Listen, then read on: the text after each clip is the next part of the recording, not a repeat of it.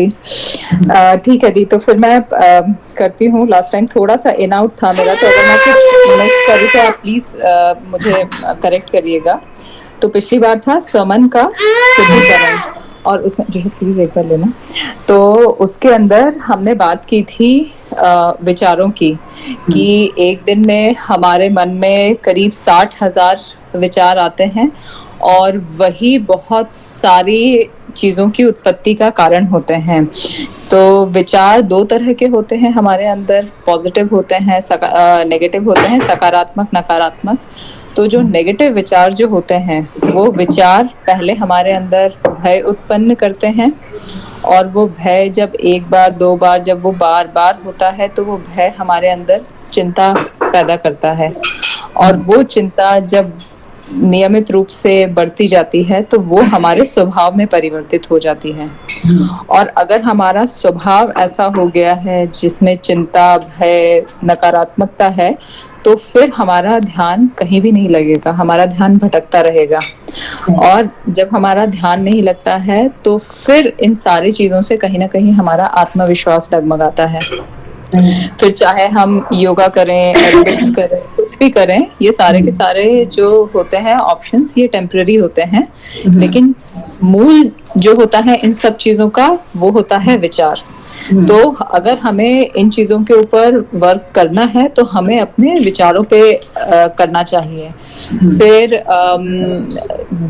और हमने फिर ये भी जाना था कि 2 से 3 बार अगर एक ही अनुभव अगर हमें होता है, तो वो मान्यता बन जाती है। मान्यता 2 प्रकार की होती है, एक तो बिना जरूरी मान्यता और एक जरूरी मान्यता।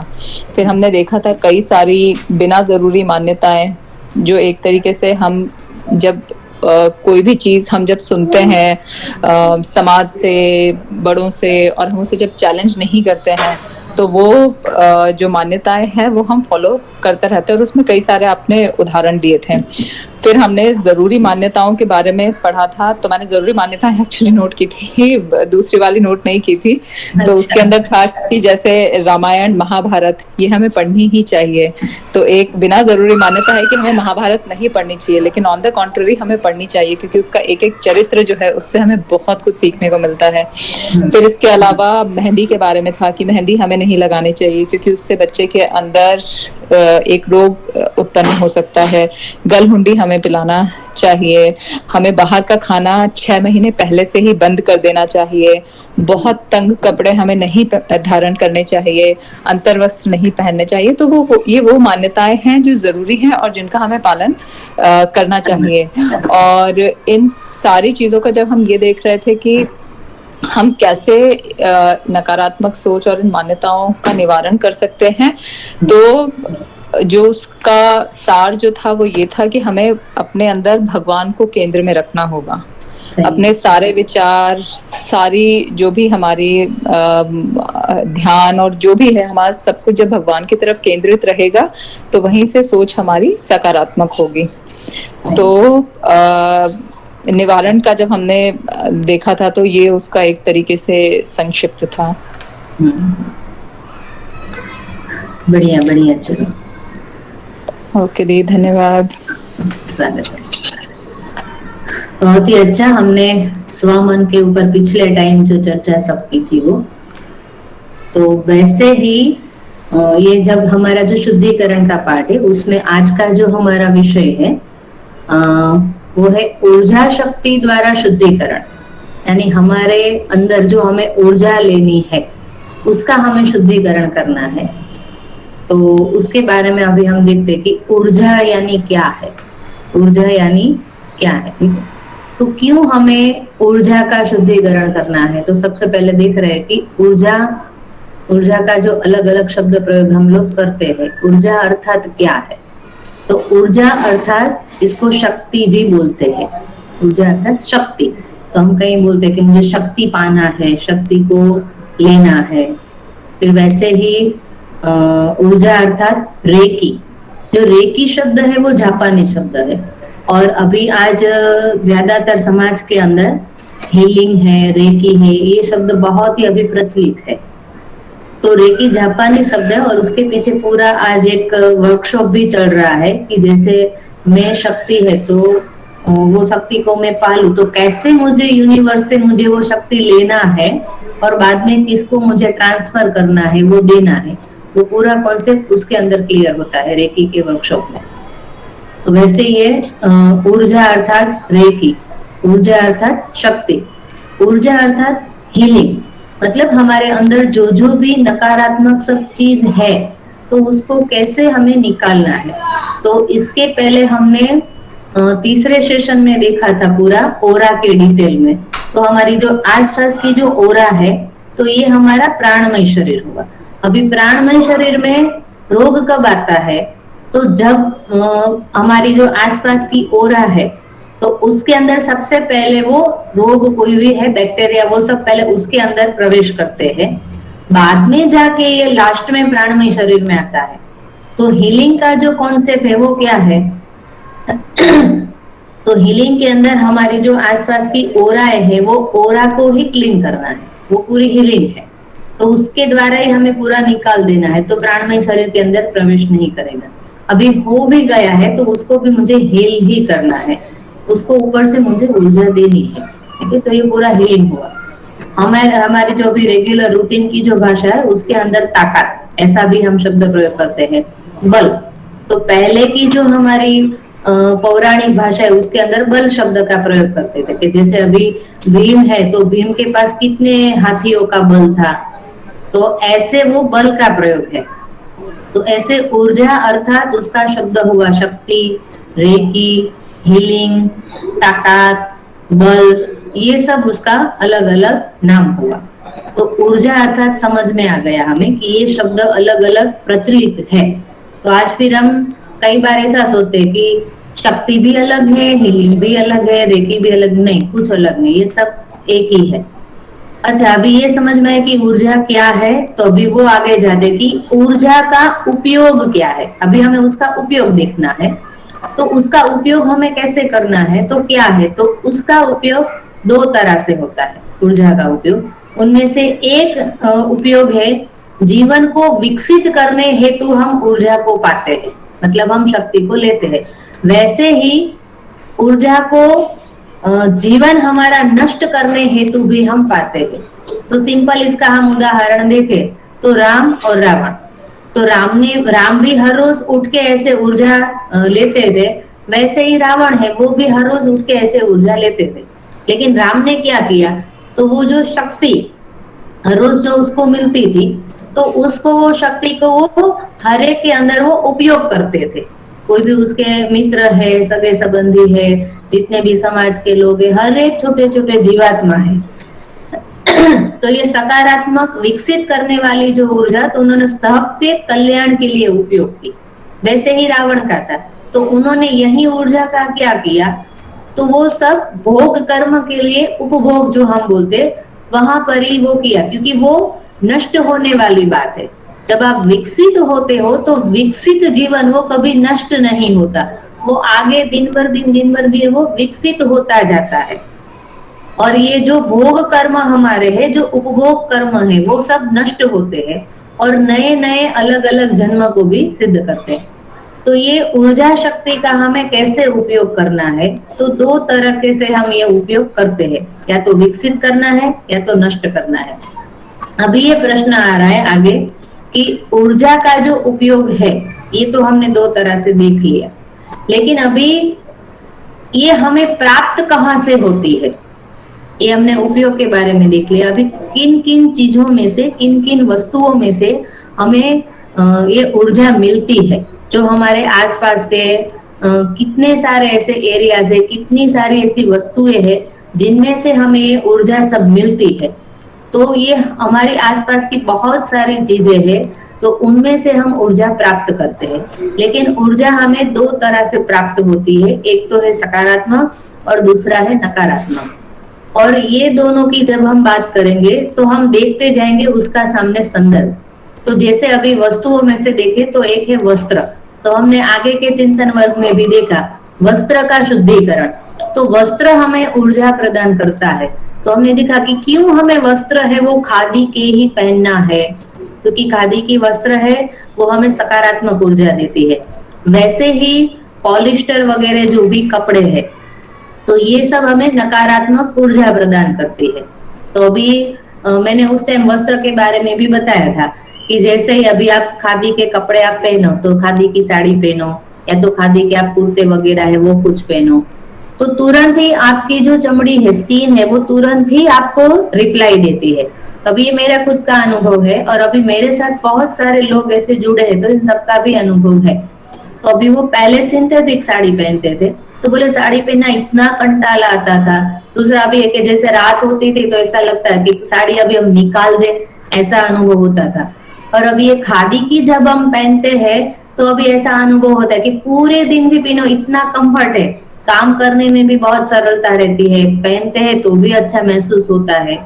तो ये सब आज साड़ी क्यों निकल गई, क्योंकि आज पॉलिस्टर पूरी आ गई, सिंथेटिक साड़ियां सब आ गई है। वैसे ही कपड़े में भी ऐसा है, तो पूरी बॉडी इतनी गर्मी और नकारात्मक तत्व से भर जाता है, इसीलिए वस्त्र शुद्धिकरण बहुत ही जरूरी। तो हर रोज हम वस्त्र के माध्यम से, वस्त्र एक यंत्र यानी साधन है हमारे लिए ऊर्जा प्राप्त करने का, तो उसके द्वारा हम हमारे शरीर के अंदर ये पूरी ऊर्जा ले रहे हैं। तो जितना भी जल्द हो सके उतना हमें खादी को धारण करना है, क्योंकि उसके साथ सकारात्मक ऊर्जा जुड़ी है। तो उसका संदर्भ आपको डिटेल में देखना है तो उस समय भी हमने वस्त्र शुद्धिकरण में पुस्तक का कोटेशन दिया था। पुस्तक का नाम ही है तन का ढक्कन कपड़ा। ये गुजराती में लिखा है, ये गुजराती में है, लेकिन पूरा उसका हिंदी सेट है, उसके अंदर भी ये सब है। ठीक है, फिर जाके आता है दूसरी चीज है घर। हमारा जो खुद का घर है वो, उसमें आपको पूरा अच्छा महसूस होगा, अच्छा अनुभव होगा। वैसे ही फ्लैट के ऊपर भी नीचे गद्दा रखो, क्योंकि जो फ्लैट की पूरी जो इमारत बनी है, जो पिलर वगैरह जो बने हैं, तो ये सब के अंदर क्या आयरन यानी लोहा, तो लोहा का सब उपयोग हुआ है। तो लोहा एक ऐसी चीज है जो ऊर्जा को आकर्षित करके वो पूरा संग्रह कर लेती है, वो दूसरे को देने ही नहीं देती। ठीक है, तो अभी जैसे जमीन क्या घर है, लेकिन उसमें भी क्या है, लोहा तो है, लेकिन नीचे जमीन से तो हमारा जुड़ाव है। फ्लैट में क्या हुआ, पूरी जो बिल्डिंग खड़ी है वो लोहे के खंभे के ऊपर तो है, लेकिन जो फिर वो बना है वो लेयर्स पूरा जो, तो वो भी सीमेंट से ही बना है, और उसके अंदर भी हम ये लोहे के जो आते हैं स्टिक, वो भी हम डालते हैं। तो वैसे पूरी बनती है, तो उसके अंदर कोई भी ऊर्जा तत्व, उल्टा हमें भी बॉडी में जो आता है वो भी नीचे लोहा ही ले लेता है। तो इसीलिए फ्लैट सिस्टम सही नहीं थी। और हमारी ग्रामीण संस्कृति में भी आप देखोगे तो ज्यादातर जो मकान की रचनाएं, जो घर की रचनाएं थी, वो सब जमीन के ऊपर ही थी। ग्रामीण संस्कृति में आप देख लो, महल वगैरह थे तो वो भी जमीन के ऊपर ही बना देते, बहुत तो बहुत 2 माल तक ही बनाते थे, ऊपर इतना नहीं था। और वैसे बनाते थे तो उसके अंदर लोहे का उपयोग नहीं होता था, वो पूरी गुड़ है, फिर चूना जो बोलते हैं, उससे अलग अलग पूरी टेक्निक से पूरा बनाया जाता था। डिटेल में आपको इसका जानना हो तो अभी तो मैंने जो पावनखिंड करके मूवी है शिवाजी महाराज की, उसके अंदर एक थोड़ा सा कोटेशन मैंने उसमें से मुझे मिला है। और दूसरा अभी एक हमारे साथ में एक बकुल भाई करके है, उन्होंने इसके ऊपर पूरा कोर्स से ही डिजाइन किया हुआ है, और ये गुजरात के पूरे हेड है। तो उन्होंने डिटेल में मुझे उसके बारे में बताया था कि हमारी भारतीय संस्कृति ग्रामीण जीवन के अंदर पूरी ऐसी घर की रचनाएं थी, लेकिन अभी क्या हुआ, ये पूरा निकाल दिया है और आज ये पूरी सिस्टम डाली है। और ये हर एक घर का पूरा एक कोड आता है, जैसे आपका जमीन पे बनाना तो उसका कोड रहता है, फ्लैट में है तो उसका कोड रहता है। ये जो जिन्होंने सिविल इंजीनियरिंग किया, जो बिल्डर्स है, उन सबको ये सब पता रहता है। ठीक है, तो वो जो बकुल भाई मैं बोल रही हूँ, उन्होंने खुद के ही खेत में खुद का मिट्टी का जब घर बनाया तो गवर्नमेंट के पास उन्होंने उसका कोड मांगा, तो हमारे भारत के गवर्नमेंट में मिट्टी के घर का कोड है ही नहीं। फिर उन्होंने जर्मनी से ये कोड निकाला और जर्मनी वालों ने ये कोड दिया, तो अभी ये मतलब गवर्नमेंट मान्य नहीं है। तो ये पूरी तोड़ डाली है हमारी संस्कृति। और वैसे ही आप शिवाजी महाराज के किले वगैरह है महाराष्ट्र में, अभी बहुत ही अच्छी जगह पे ये सब है, लेकिन ये सब पूरा तोड़ डाला है और पूरे उसके ऊपर बताया गया कि एक भी किला बचना नहीं चाहिए, ये सब तोड़ देना है। क्योंकि अभी वो सब रखेंगे तो पता चलेगा ना कि क्या सिस्टम थी, क्या वास्तु था, क्या ये था, क्या ऊर्जा था। तो ये सब निकाल दिया है। तो ये पूरी सिस्टम थी। तो किले वगैरह भी ऐसे ही पहाड़ियों के ऊपर, जमीन के ऊपर ही बनाते थे। तो ये महाराष्ट्र में मैं गई थी, वहां पर मैंने जो पूरी किला की जो प्रोसेस है वो मैंने पूरी डिटेल से देखी। तब मुझे समझ में आया कि जमीन के ऊपर किले के अंदर बहुत ही अच्छी तरह से वास्तु ये सब ध्यान में रख के सब बनाते थे। तो ये जमीन के ऊपर घर है वो सकारात्मक ऊर्जा प्रदान करता है। जिन किसी को भी जैसे भी सगवड़ है तो वो सब जमीन के ऊपर का ही ज्यादातर घर पसंद करे। फिर अभी हमारी अगवड़ ही है, अभी इतनी कैपेसिटी नहीं है तो कोई बात नहीं। अभी मानो कि फ्लैट में है तो नो टेंशन, अभी उसके अंदर हमें कैसे और प्रकार से ऊर्जा प्राप्त करनी है तो वो हमें करना है। तो अभी मैं मेरा खुद का ही बताऊं तो मेरा खुद का घर भी अभी फ्लैट में ही है, ठीक है। तो अभी उसके अंदर फिर मैंने अभी प्रयोग करना शुरू किया कि चलो फ्लैट में है लेकिन और ऊर्जा में घर में कैसे सकारात्मक ऊर्जा है वो कैसे अभी मैं खड़ी करूं कि जैसे और भी वो आए और घर का पूरा जो वातावरण है वो ऊर्जा से भर जाए, ठीक है। तो उसके अंदर अभी मानो कि फ्लैट का भी घर है, ये दोनों के अंदर हमें काम आएगा, लिंपण का है। लेकिन अभी फ्लैट में है या जमीन पे है तो हमें ज्यादातर क्या करना है, तो ज्यादातर जो दीवार बनती है घर की दीवार ये सीमेंट से बनती है। तो हमारे पहले ग्रामीण संस्कृति में देखा जाए तो पहले मिट्टी है, पत्थर है, चूना है, गुड़ है, ये सब डाल के बनाते थे। तो उसका जो आयुष्य है वो 500 साल 1000 साल तक रहता था। और आज भी शिवाजी महाराज के जो किले हैं वो तो मैं खुद देख के आई हूँ, किले में अभी मंदिर वगैरह जो भी अभी वो 500-600 साल हो गए अभी वैसे की वैसे ही है। तो ये सब है। और ऐसे बहुत सारे डांग के अंदर भी घर है, साबरकाठा बनास साइड से है, वहां पर भी ऐसे। तो ये सब अभी भी है मौजूद। 500 साल पहले के आपको घर देखना है। लेकिन आज का कैसा है कि आज जो भी फ्लैट का मकान था उसका बहुत तो बहुत कितना आयुष्य है, तो 25 से 30 साल, बहुत ज्यादा खींच लेते हैं, अच्छा किया है तो 50 साल, फिर बाद में तो वो पूरी बिल्डिंग गिरा के नई ही बनाना है, ठीक है। तो ये सिस्टम हमारी नहीं थी। इसके साथ क्या पर्यावरण को भी बहुत नुकसान है। तो ये हमने टेक्नोलॉजी हम बोल रहे कि विकसित नहीं किया, पर्यावरण को बहुत ही हमने नुकसान पहुंचाया है। और पहले की जो ग्रामीण संस्कृति में जो बनाते थे तो उसमें पर्यावरण का भी जतन होता था और मनुष्य का भी जतन होता था। लेकिन आज ऑप्शन नहीं है तो अभी रास्ता कौन सा निकालना है, तो अभी ये हमने निकाला, चलो अभी सीमेंट का घर है, फ्लैट में है, नो टेंशन। उसमें अभी हमें क्या करना है, तो सबसे पहले ये करना है कि घर की दीवार के ऊपर हमें लिपण करवाना है। और वो भी भैंस का या तो जर्सी का नहीं, देशी गाय ही होनी चाहिए। देसी गाय का गोबर लेके हमें उसके ऊपर लिपण करना है, ठीक है। तो लिपण से पूरा जो ऊर्जा तत्व है वो अच्छा आता है। वो भी हमने यज्ञ का जो महत्व है, शुद्धिकरण, वातावरण शुद्धिकरण में विषय लिया था पूरा, जो भोपाल दुर्घटना की बात की थी, तो कितना महत्व, तो उसके घर में पूरा लिपण ही था। लेकिन आज हम क्या करते हैं, प्लास्टिक के अलग अलग कलर करवाते हैं। तो प्लास्टिक कैसे बनता है, प्लास्टिक की नकारात्मक ऊर्जा वो भी हमने देख ली थी।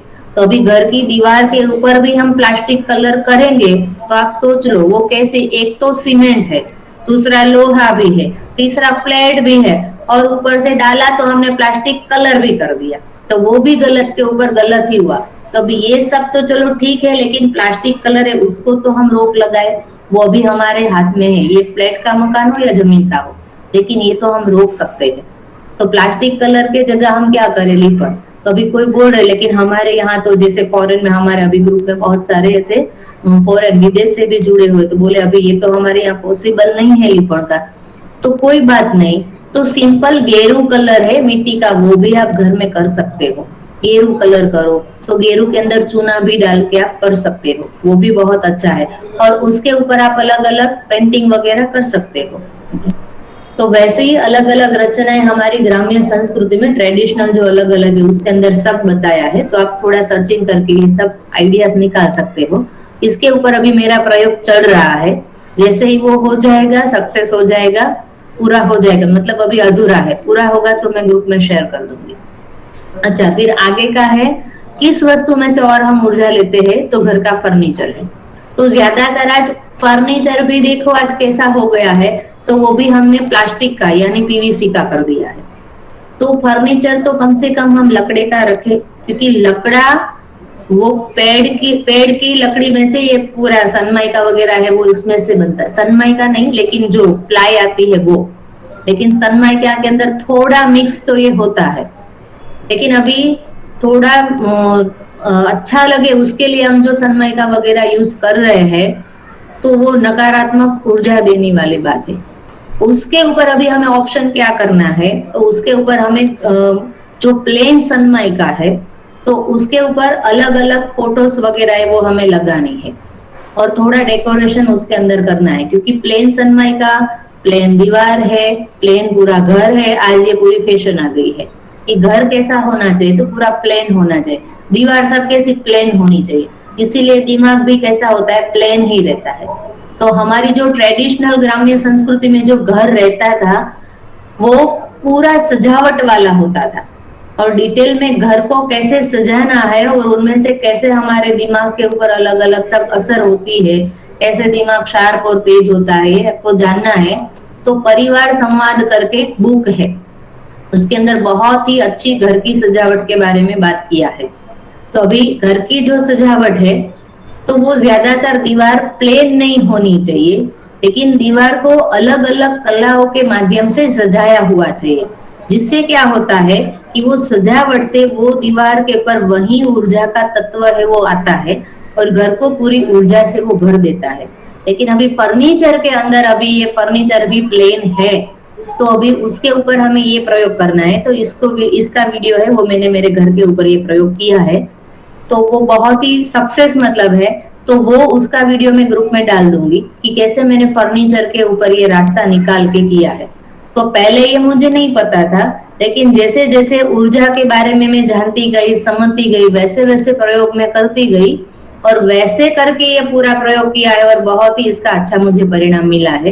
दोनों बच्चों के ऊपर भी मिला है और खुद के ऊपर भी मिला है। ठीक है, तो इसका वीडियो मैं आगे डालूंगी। फिर कहाँ से हम लेते हैं ऊर्जा, तो पेयजल, यानी अलग अलग हम जो पानी पीते हैं, शरबत पीते हैं, उसके ऊपर पेयजल यानी सादा पानी है रेगुलर वो सब। तो अभी वो भी हमने पानी का शुद्धिकरण है उसके अंदर देख लिया है कि जो भी पानी हम पी रहे तो उसके वो पानी मंत्र बोल के हम वो पानी पिए, या तो फिर हमारे अंदर के जो भी मातृभाषा में जो संवाद आते हैं उसको स्तुति या तो प्रार्थना भी बोलते हैं, तो वो बोल के भी हम पानी पी सकते हैं, या तो पूरे मटके के अंदर ही मंत्र शक्ति का प्रयोग कर सकते हैं। आरओ पानी है वो हमें नहीं पीना।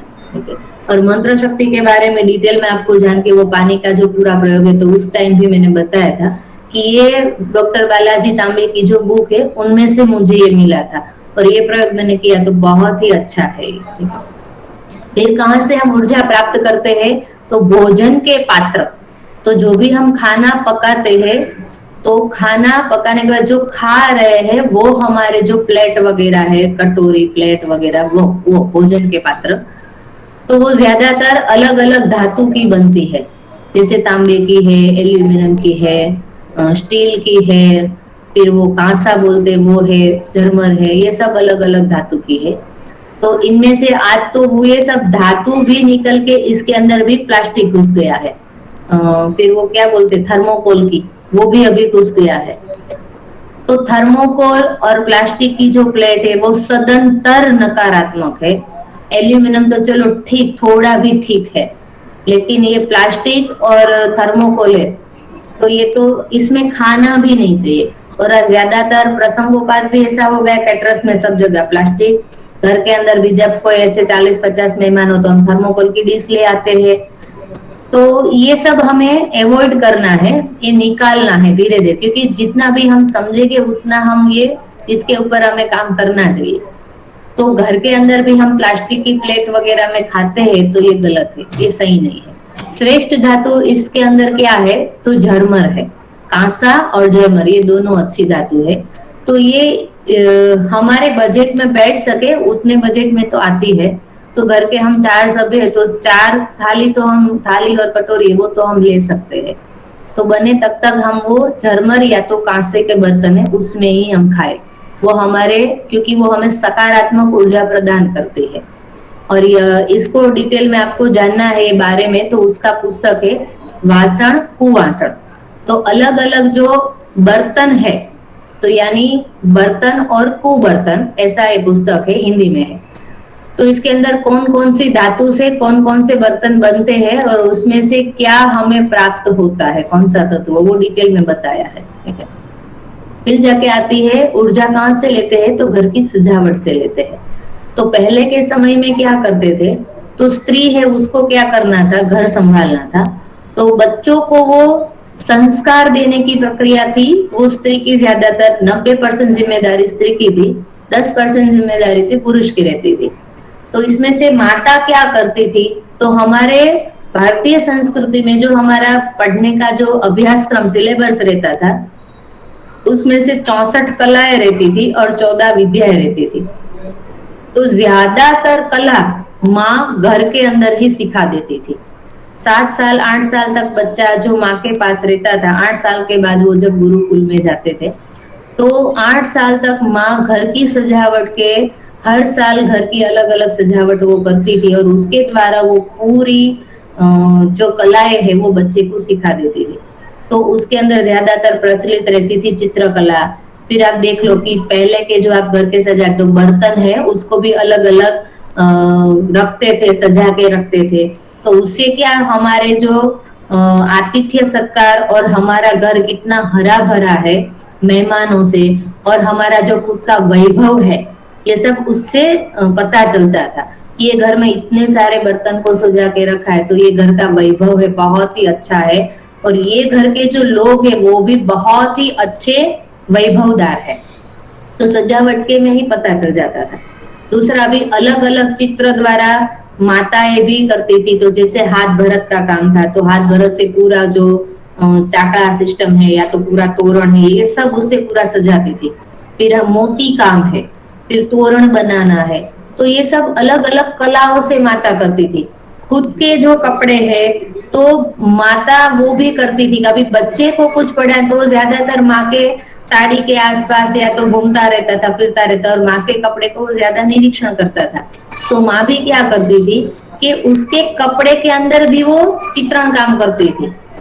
तो आप पहले के वो देख लो जो भी माता है, तो अभी ये सब हमें पहला मतलब पुराना दिख रहा है, थोड़ा ओल्ड दिख रहा है। ये ओल्ड नहीं है, ये गोल्ड है और बेस्ट है।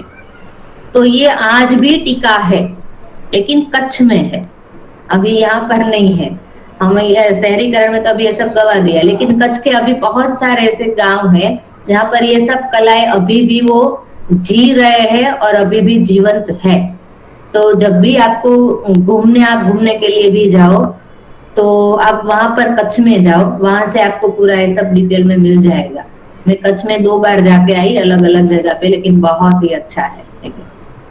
उसकी डिटेल भी आपको परिवार संवाद के बुक में मिल जाएगी। लेकिन घर जैसे प्लेन है, दीवार हमारी प्लेन है, तो दिमाग के अंदर कोई भी नया विचार नहीं आता। लेकिन अलग अलग दीवार में आपने अलग अलग ऊर्जा तत्व के जब चित्र निकाल के रखे हैं, बना के रखे, तो जब भी आप ऐसे सोच में हो तो तुरंत ही वो चित्र आपको कुछ ना कुछ सिखाता है, कुछ ना कुछ नया विचार प्रदान करता है, और उनमें से कुछ ना कुछ अच्छे नए विचार जन्म लेते हैं और आपको दिशा भी मिल जाती है। तो हमारे पहले के घर में अलग अलग भगवान के, महापुरुष के पूरी फोटो की लाइन लगी रहती थी, और जब भी हम बैठते थे तो जितनी भी बार हम वो महापुरुष के वो चित्र देखते थे, फोटोज देखते थे, तो तब लगता था हाँ मुझे भी इसके जैसा बनना है। अब ये महाराणा प्रताप है तो कितना अच्छा काम किया है, इन्होंने भी कितना अच्छा किया है, तो वो पूरा उससे हमें ध्यान में रहता था। लेकिन आज प्लेन घर है तो कुछ दिमाग भी शून्य, घर भी शून्य, सब शून्य शून्य। तो घर की सजावट हमें अच्छी तरह से करें, क्योंकि ये सब स्त्री के हाथ में है, और इससे पूरे स्त्रीत्व का जो गुण है वो खिलता है, वो निहारता, विकसित होता है। इसीलिए घर की सजावट है वो स्त्री को ही करना है। और ये बहुत ही बड़ा एक विषय है, जिससे घर की जो गृहिणी है उसका भी पूरा जो व्यक्तित्व है वो सजावट के माध्यम से पता चल जाता। अच्छा, ये घर की सजावट से पता चल कि ये घर की जो महिला है वो कितनी बुद्धिशाली है, कितनी वो अच्छी सोच वाली है, कितनी नकारात्मक सोच वाली है, क्या उन्होंने कौन कौन से प्रयोग किए, कितनी उसको कला आती है, कितनी समझदारी है, सब डिटेल वो घर की सजावट से पता चल जाता था। लेकिन आज ये कुछ भी नहीं रहा। फिर किन चीजों में से हम आगे ऊर्जा लेते हैं, तो वो है सुगंधित द्रव्य। तो जो भी अलग अलग हम उपयोग कर रहे हैं सुगंधित द्रव्य, तो उनमें से वो सुगंधित द्रव्य में भी सकारात्मक नकारात्मक है। जैसे धूप करना, तो हर रोज हमने एक धूप बत्ती कर दी, या तो हमने छोटा सा यज्ञ किया, या तो कुछ गोबर कंडे जला के हमने धूप किया, तो ये सब जो धुआं उसमें से निकलता है, तो ये धुआं पूरा वातावरण को शुद्ध करता है। तो ये भी हमने वातावरण शुद्धिकरण में लिया था। और आज ज्यादातर क्या करते हैं कि बहुत ही ऐसी दुर्गंध या बदबू आती है तो हम केमिकल वाले स्प्रे उसका छिड़काव कर देते हैं। तो ये पूरा केमिकल से बनता है और वो हमारे श्वास तक जाता है। तो ये हमने क्या किया था, वातावरण शुद्धिकरण में देखा था कि जैसे केमिकल का स्प्रे आपने घर के अंदर छिड़काव, कहाँ पर भी दुर्गंधी आ रही है और आपने डाल दिया, वहां पर स्प्रे कर दिया, तो जो पूरा हवा का जो सर्कल है, तो इसमें से हमने वहां पर भी एक कहावत बोली थी कि 100 दवा और एक हवा। तो ये जो इतनी एक हवा थी, वो पूरी हवा हमने उसके साथ साथ दूसरी अच्छी हवा को भी हमने हवा के अंदर पूरा केमिकल को डाल दिया। तो ये गलत हुआ। तो जब भी ऐसा होता है तो आपको ये भी ध्यान में रखना है कि मुझे गोबर कंडे को जलाना है, या तो धूप करना है, या तो एक अगरबत्ती है वो करना है, तो ये सबसे बेस्ट रास्ता है सकारात्मक ऊर्जा प्राप्त करने के लिए, हवा को शुद्ध करने के लिए। तो भोपाल दुर्घटना में ये भी एक बहुत काम किया था कि जैसे ही उनको पता चला कैसे ब्लास्ट हुआ, उन्होंने तुरंत ही यज्ञ करना शुरू कर दिया, और यज्ञ में से जो धुआं निकला था उससे ही पूरी हवा है वो शुद्ध हुई थी। अभी उन्होंने भी उस समय केमिकल के स्प्रे उपयोग किए होते तो देखिए, तो ये पूरा जो हवा तो ऑलरेडी बाहर से बिगड़ के आ रही थी, और केमिकल उसकी दुर्गंध है और वो लगाया तो वो भी और बिगड़ता। लेकिन उन्होंने उस समय धूप यानी धुआं ही किया था गोबर कंडे का, तो ये सकारात्मक ऊर्जा लाने वाला धुआं है। तो उसका डिटेल में आपको जानना है धूप चिकित्सा के बारे में, तो उत्तम महेश्वरी जी की एक अच्छी बुक है, उसके अंदर डिटेल में दिया है। तो और आगे हम किन चीजों में से और भी ऊर्जा हम ले रहे हैं, तो वो अभी हम देख रहे हैं। वैसे है घर की सफाई। तो घर की सफाई के अंदर हम क्या कर रहे हैं, तो जैसे ही पोछा लगाते हैं, तो पोछा लगाते समय भी आज हम ज्यादातर अलग अलग केमिकल वाले प्रवाही लिक्विड ला रहे हैं, और वो भी हम डाल के पोछा लगा रहे हैं, या तो टॉयलेट वगैरह है वो सब साफ करने के लिए क्लीनर वगैरह जो लाते, तो ये सब पूरा केमिकल है। तो उसके अंदर जो हमें ऐसा लगता है कि क्लीन हो गया, क्लीन तो हुआ, लेकिन साथ साथ में बहुत सारे केमिकल के सूक्ष्म ऐसे जो हवा को मिश्रित करने वाले जो हवा के अंदर ये केमिकल के सूक्ष्म ऐसे जो द्रव्य है वो हवा के अंदर मिश्रित होते हैं, और पूरे वातावरण को, हमारे नीचे की जो टाइल्स वगैरह उन सबको भी ये केमिकल से पूरा भरता है। ये दिखता नहीं है लेकिन इनमें से ऊर्जा आती है। तो इसको ये केमिकल वगैरह जो भी हम उपयोग कर रहे हैं घर की सफाई में या तो टॉयलेट क्लीनर में ये सब, तो उसकी जगह हमें क्या करना है सकारात्मक ऊर्जा लाने के लिए, या तो नमक सबसे सस्ता और सबसे ज्यादा असरकारक, वैसे ही गौमूत्र वो भी सबसे अच्छा और सबसे जोरदार। तो गौमूत्र से हमें साफ करना चाहिए। तो जब भी हम पानी की बाल्टी लेते हैं पोछा करने के लिए, तो उसके अंदर एक ढक्कन 2 ढक्कन हम गौमूत्र डाल दे और पोछा कर ले। मार्केट में अभी तो गौमूत्र के अलग अलग फिनाइल भी बहुत ही उपलब्ध है, तो वो भी हम डाल के कर सकते हैं। वो कुछ अभी नहीं मिल रहा है, आप ऐसी जगह पे हो तो कोई बात नहीं, नमक डाल दो, नमक कोई भी चलेगा, तो वो नमक डाल के आप पोछा कर सकते हो, उससे भी क्लीन हो जाएगा। तो जितने भी आपको नकारात्मक बैक्टीरिया, तो रोग यानी क्या है, गंदगी यानी क्या है, नकारात्मक बैक्टीरिया वही रोग है और वही गंदगी है। तो जो भी नकारात्मक को हमें नाश करना है, तो नाश करने के लिए आज हमने हमारा सब आधारभूत केमिकल को ले लिया है, तो ये गलत है। हमें क्या करना है, ये नकारात्मक बैक्टीरिया जो भी जीवात्मा है नकारात्मक, उसको मारने के लिए हमें सकारात्मक का उपयोग करना चाहिए, क्योंकि एक ये पर्यावरण का ही जीव है। लेकिन उसके ऊपर हम केमिकल डाल देंगे तो प्रोसेस क्या होती है, जैसे हमें पानी के बाल्टी के अंदर ये सब केमिकल डाला, टॉयलेट क्लीनर में डाला, तो अभी ये सब केमिकल पानी के अंदर भी घुल के जाएगा, अभी ये सब गटर में सब जाएगा, तो वहां से पूरी जो उसकी प्रोसेस होती है वहां जाएगा।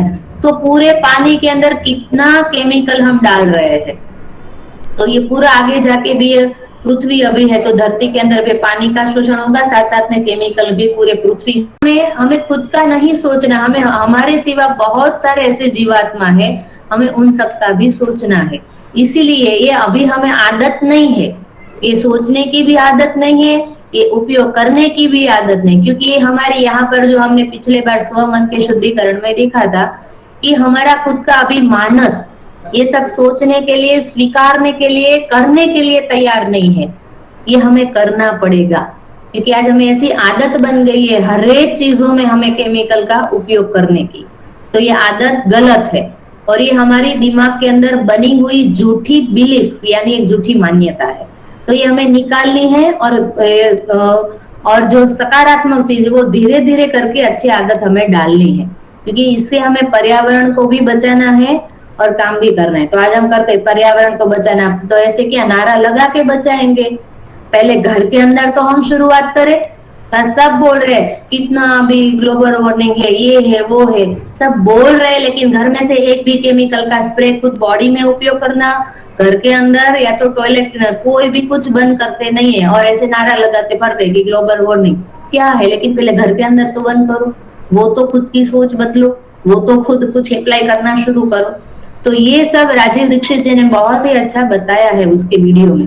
तो एटलीस्ट जिन्होंने इतना अच्छा सर्चिंग किया है, ये सब करके अनुभव के तौर पे दिया है और कुछ देने के पैसे भी नहीं लिए, फिर हमें तो सिर्फ अप्लाई ही करना है, लेकिन क्यों नहीं कर पाते? क्योंकि हमारी यहाँ पर झूठी आदत, झूठी मान्यता दिमाग के अंदर बैठी है, हमें ये निकालनी है और सोच बदलनी है। ठीक है।